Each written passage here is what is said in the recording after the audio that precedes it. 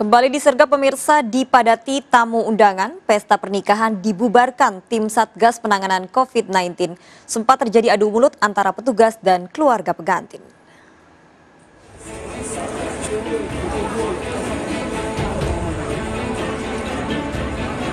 Benar loh, kami tahu sudah lewat jam. Tapi yang tegur itu kami yang tuan rumah. Karena ini keluarga yang datang, bukan undangan. Itu harus diingat. Keluarga penyelenggara pesta pernikahan ini cekcok dengan petugas saat akan membubarkan pesta yang digelar di Kabupaten Sika, Nusa Tenggara Timur.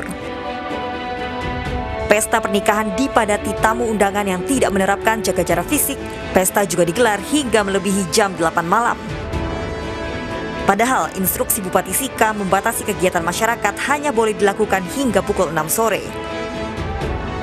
Sebelumnya petugas juga sudah memberikan peringatan namun tak digubris. Keluarga pengantin bersikeras tamu yang datang hanya anggota keluarga sehingga terjadi perdebatan saat akan dibubarkan. Tetap dengan langkah-langkah yang baik, himbau yang baik. Kalau kau sudah tidak bisa, terpaksa dengan cara yang sesuai aturan yang ada. Aturan yang ada itu? Nah, perintahnya tetap jam 6.00 lewat. Dihimbau tidak mau kita bubarkan pesta tersebut. Kami omong mereka. Karena kalau mereka usir, kami keluarga nanti malu. Ini acara keluarga, beda. Ya Pak ya? Saya mohon ya. Keluarga akhirnya meminta maaf karena telah memicu kerumunan. Razia protokol kesehatan akan terus digelar untuk mencegah kerumunan dan penularan virus corona. Dari Sika, Nusa Tenggara Timur, Joni Nura, iNews melaporkan. Pasangan suami istri tewas tersengat listrik saat mengerjakan kanopi di bengkel lasnya. Diduga pasutri ini tersengat listrik dari kabel yang terkelupas.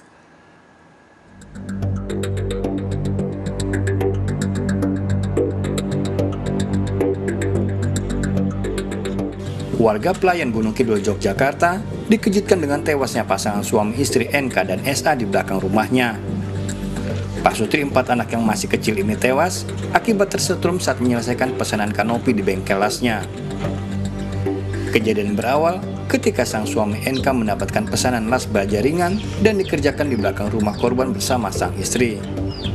Warga tiba-tiba mendengar suara teriakan dari lokasi kejadian dan menemukan NK tergeletak sedangkan SA masih dalam keadaan hidup. Namun warga tak berani langsung menolong dan segera memutuskan aliran listrik. Saat warga kembali ke belakang rumah korban, sang istri juga tewas. Diduga Pak Sutri ini tersengat listrik dari salah satu kabel yang terkelupas. Awalnya untuk pasangan suami istri tersebut melakukan pekerjaan pengelasan berupa kanopi ataupun besi, akan dilakukan pengelasan. Namun dalam hal ini si korban mungkin tersengat listrik ataupun kesetrum. Selanjutnya istri juga karena dari awal dari keterangan saksi menjelaskan tersebut bahwa kondisi setelah kesetrum tersebut si kedua korban sudah tergeletak di dekat kanopi ataupun alat-alat kelistrikan tersebut. Usai dilakukan penyelidikan dan visum luar, kedua korban diserahkan ke keluarga untuk dimakamkan. Dari Gunung Kidul, Yogyakarta, Kismaya Wibowo melaporkan. Penyebab tewasnya seorang ayah dan 2 anaknya di Blitar, Jawa Timur di kamar rumahnya masih diselidiki polisi. Dari luka di leher, 2 anak korban diduga tewas akibat dicekik dan dibekap dengan bantal hingga kehabisan oksigen.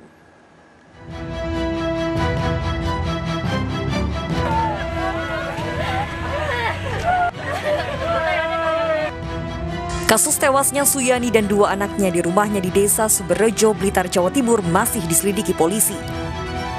Hasil olah TKP diketahui tidak ada barang yang hilang di rumah korban.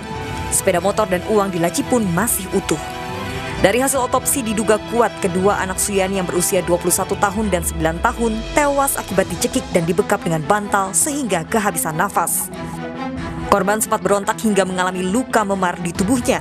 Sedangkan Suyani, sang ayah, ditemukan tewas dalam kondisi tergantung di kamarnya.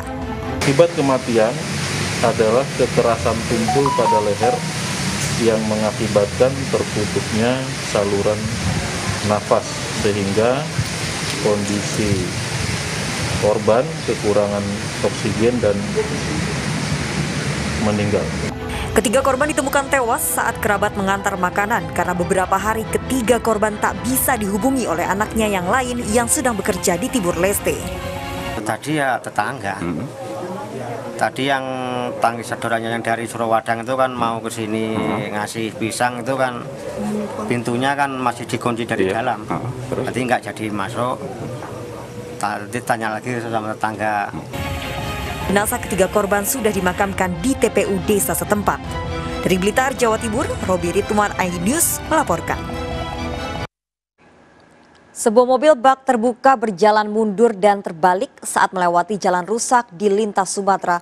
Sopir dan kernet mobil luka-luka.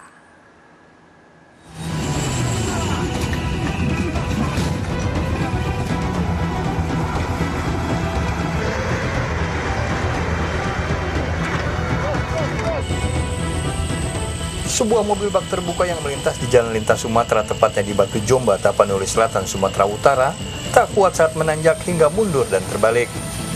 Akibat kejadian ini, seorang sopir dan kernetnya mengalami luka ringan. Kondisi jalan nasional yang rusak parah dan tak kunjung diperbaiki kerap memicu terjadinya kecelakaan. Bahkan sebagian besar pengguna jalan yang melintas menjulukinya sebagai jalur neraka. Jika hujan, lokasi kejadian seperti kubangan lumpur dan membuat kasus kecelakaan meningkat. Karena kondisi jalannya juga begini, ini nggak bisa ngelak. Ya kalau bisa kita harapkan ya pemerintah tanggaplah dengan jalan begini. Warga berharap pemerintah melakukan perbaikan secepatnya agar kecelakaan tak terus terulang. Dari Medan, Sumatera Utara, Ahmad Hussein Lubis melaporkan. Seorang tersangka judi tewas terkena tembakan polisi saat penangkapan di rumahnya, Solok Selatan, Sumatera Barat. Tersangka masuk daftar pencarian orang saat penangkapan berupaya melarikan diri. Keluarga tersangka judi tak terima dengan polisi yang melakukan penembakan yang menyebabkan kematian.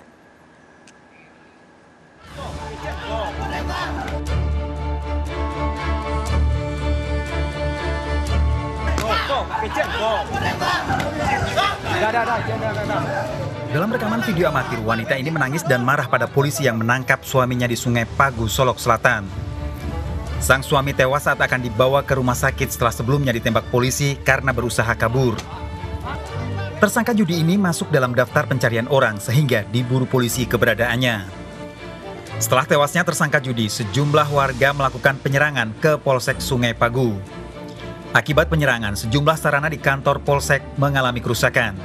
Keluarga tersangka judi ini tidak terima dengan penembakan yang dilakukan polisi dan melapor ke Polda Sumatera Barat.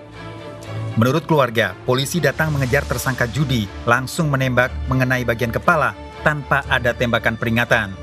Di situ, yang ada korban ini melarikan diri karena ketakutan.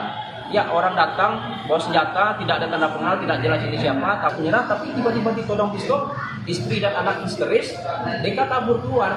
Pada saat Deki lari keluar itulah ditembak oleh pelaku ini.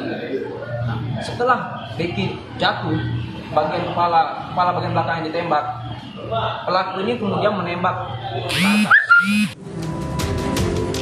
Sementara Polda Sumatera Barat telah menurunkan Divisi Provisi dan Pengamanan Propam untuk memeriksa prosedur tim Satreskrim Polres Solok Selatan dalam melakukan penangkapan tersangka judi. Kejadian tersebut, Polda Sumatera Barat membackup Polres Solok Selatan dengan menurunkan 1 SSK Brimob sebanyak 85 personil. Hingga saat ini dari pihak kepolisian telah memeriksa 3 personel Satreskrim Polres Solok Selatan oleh Propam dan Itwasda Polda Sumatera Barat terkait tewasnya buron judi. Dari Kota Padang, Sumatera Barat, Budi Sunandar, iNews melaporkan. Seorang warga menjadi korban pencopetan di sebuah pasar di Banjarnegara, Jawa Tengah. Seorang ibu terduga pelaku yang tertangkap nyaris menjadi bulan-bulanan warga.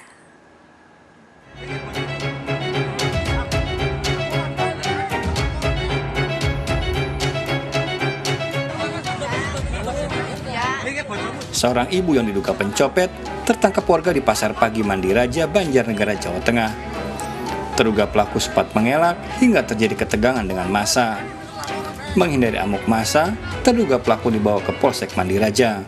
Pintu gerbang pasar, langsung kedengar ada teriakan copet. Saya cuma melihat, langsung ada yang megang. Saya amankan, suruh jangan dimasak, langsung banyak kerumunan. Saya nggak tega, langsung saya bawa ke sektor. Belum adanya aduan dari korban pencopetan membuat polisi menunda penyelidikan kasus ini. Bisa menggali keterangan lebih lanjut karena sepertinya yang bersangkutan masih seperti ada trauma psikis gitu. Kepolisian menghimbau warga agar tidak main hakim sendiri. Dari Banjarnegara, Jawa Tengah, Widodo Waluyo melaporkan. Pencuri motor beraksi di perumahan di Bekasi, Jawa Barat. Aksi pelaku menggasak motor yang diparkir depan rumah korban tergolong nekat dilakukan siang hari.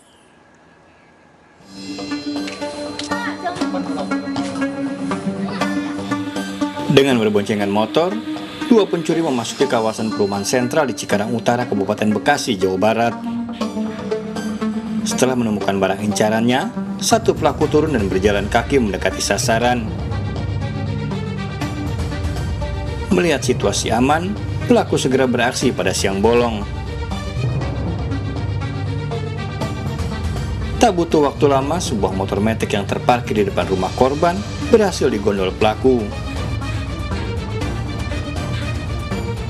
Kejadian ini baru disadari pemilik saat melihat motor yang telah raib dalam sekejap meski telah dikunci. Saya ada di dalam rumah, tahu-tahu tiba istri saya ke depan rumah, melihat motor sudah nggak ada, langsung dia kabarkan kepada saya. 1 bulan terakhir, pencurian sepeda motor sudah 2 kali terjadi dan pelaku belum tertangkap. Kasus ini dalam penyelidikan Polsek Cikarang Utara. Dari Kabupaten Bekasi, Jawa Barat, Didit Junaidi melaporkan. Pencurian 2 sepeda motor yang diparkir di tempat pencucian mobil di Bandung, Jawa Barat kurang dari 1 menit.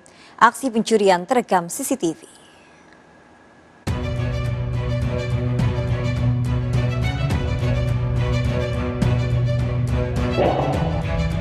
Dua pencuri motor ini merusak gembok pintu gerbang sebuah tempat cuci mobil di Bandung, Jawa Barat. Ini dilakukan saat malam hari dan tempat cuci mobil sedang tutup hingga keduanya leluasa beraksi. Kurang dari 1 menit, 2 sepeda motor yang terparkir di garasi dibawa kabur pelaku. Korban sempat mendengar suara berisik namun terlambat menyadari pencurian.